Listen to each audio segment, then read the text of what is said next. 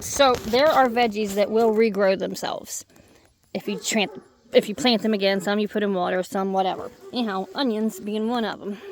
These were some tips of some green onions that we'd picked off. I mean, look at this massive root here.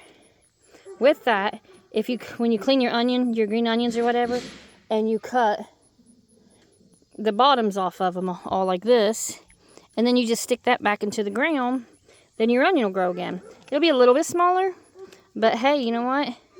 It's saving money, you ain't wasting, and you keep on reusing your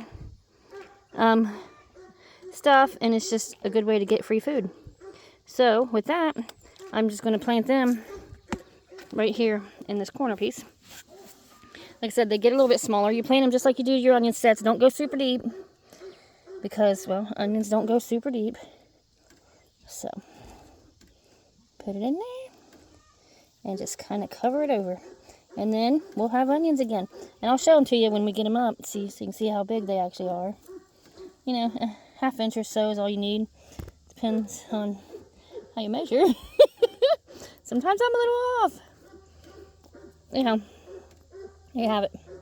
Putting some onions. Then free food.